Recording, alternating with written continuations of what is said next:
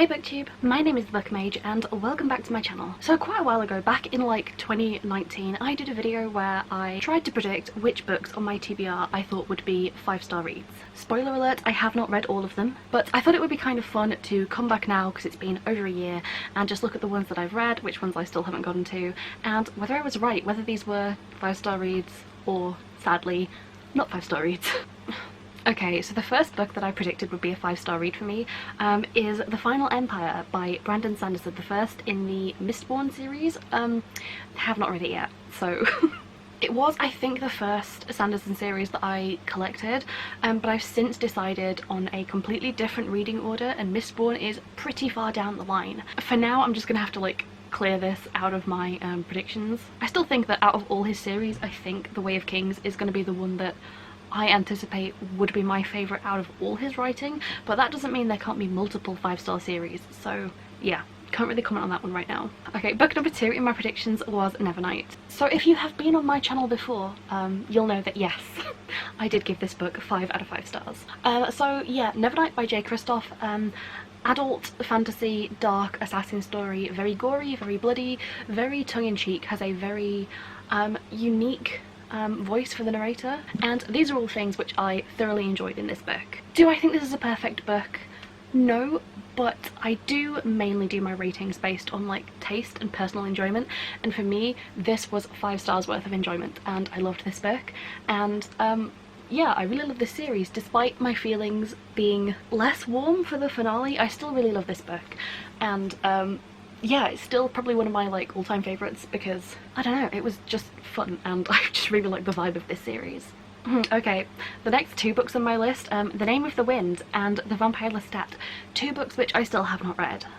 I feel less bad about The Name of the Wind. I feel like everyone has raved about this book and told me that I will love it, and yeah, I do think that when I read it, it will probably be a 5-star read. However, getting to it, I promise I'll get to it one day, but yeah, I haven't read that one yet. The Vampire Lestat, on the other hand, that I have no excuse for this one. I got halfway through it in like 2011 or 2010 or something like that. I've been reading this book for like 10 years. What makes it even worse is that Interview with the Vampire is possibly like my favourite book of all time. It's probably like the most personal of my favourite books. So to say that I haven't finished reading the sequel reflects very badly on me. So we're just going to move on from that. Ooh, so my 5th prediction was The Lies of Loch Lamora by Scott Lynch. This book, if you saw my like wrap up at it would have been the start of this year. Oh my god. Okay, if you can't tell, yes, this book was 5 out of 5 stars. I loved this book. It's not my favourite book I've ever read, but I think objectively it is the most well written and sort of like the best, most masterfully executed book I have ever read. The level to which this book impressed me is just, it's like off my scale. Yes, so this was definitely a 5-star read. Going into this, it was actually a little bit different than what I had expected. It wasn't the same kind of like vibe that I thought it would be, but in like every other regard it was just so much better than I could have ever hoped for. And yeah, this is obviously a 5-star book. Past Me got this one like 100% correct. And honestly, I think like the one thing that these 2 books have in common is that while reading Nevernight, there were like 2 little instances where something happened in the narrative that I couldn't like predict coming from a mile away, and I was like, oh, that was a little bit surprising.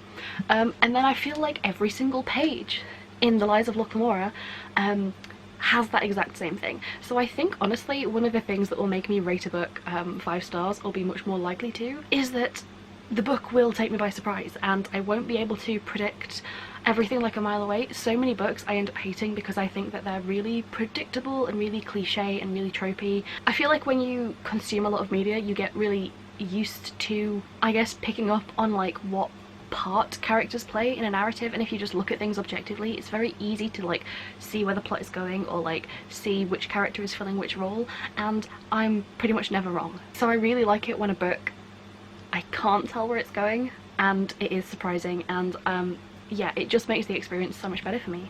So if there are any more books like that, please recommend them in the comments below. My 6th prediction, another book I didn't read, was Strange the Dreamer by Laini Taylor. Again, I've said I will get to this eventually, I don't know when, I keep putting it off.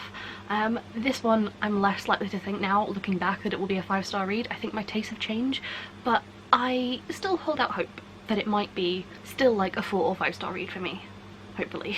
Okay, book 7 of my predictions was The Infernal City by Greg Keyes. This, as you can see helpfully on the front, is an Elder Scrolls novel, and I predicted this would be 5 stars because I love the Elder Scrolls and I can sit for hours and read like all the in-game books in like Oblivion and Skyrim.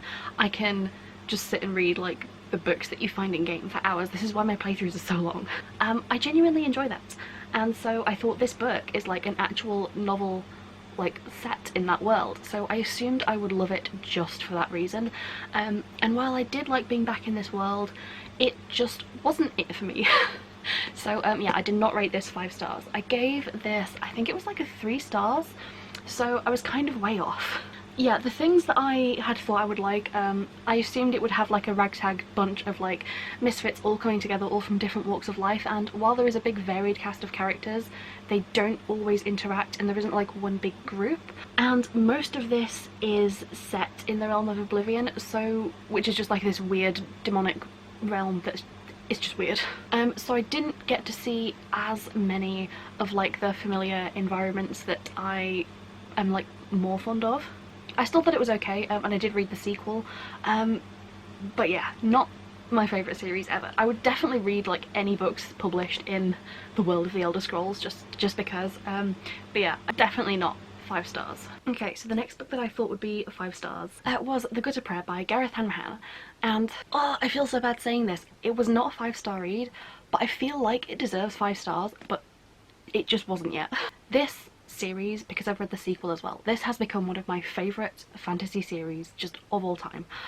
It's so fresh, it's so original, the world is just so unique and dynamic and fun and dark and weird, and I love it a lot, very much. But saying that, my favourite thing about this book, this series, is the world that it's set in, the environment, the city, and just the lore. It's so fantastic, and I deeply adore everything about it. However, it just didn't feel like a 5 stars while reading it, and again, I know that's very subjective and it is very hard to quantify, but as I said, I base it all on personal taste.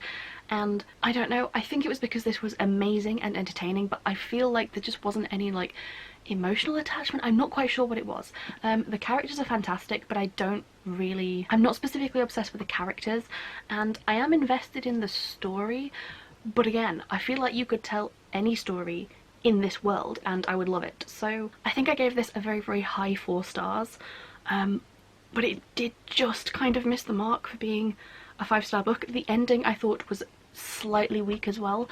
Again, just personally, it didn't have that, it didn't like stick the landing in the way that I thought the book really deserved. So both the books in this series are fantastic and I love them, and if you have not read this yet, please do. It is severely underhyped. I will sing this book's praises like forever, because everyone needs to read this. If you like really weird grimdark fantasy, it's very D&D feeling, a little bit Lovecraftian, it's weird, it's great. Please give it a chance. But yeah, it wasn't 5 stars for me. This is one where the 3rd book in the series I think is due out in 2021, I hope. I'm still placing my bets that the cover will be green. It's either going to be green or purple, but I want it to be green. If it's neither of those colours, I will riot. I think this is one where the series as a whole might end up being a 5 stars like for the whole series, but as an individual book this like just missed the mark. So I think I was right to think this would be 5 stars, and I do look back on it very fondly, and I do love this book and I talk about it all the time. But it isn't quite that 5 stars for me for some reason. I didn't finish the book and think, oh my god, that was one of the best things I've ever read. It maybe is, but I just don't feel like it was a 5 stars. And I feel bad for that, but you're just gonna have to take my word for it. Again, this is just, it's my rating, I can do what I want. Okay, book number 9.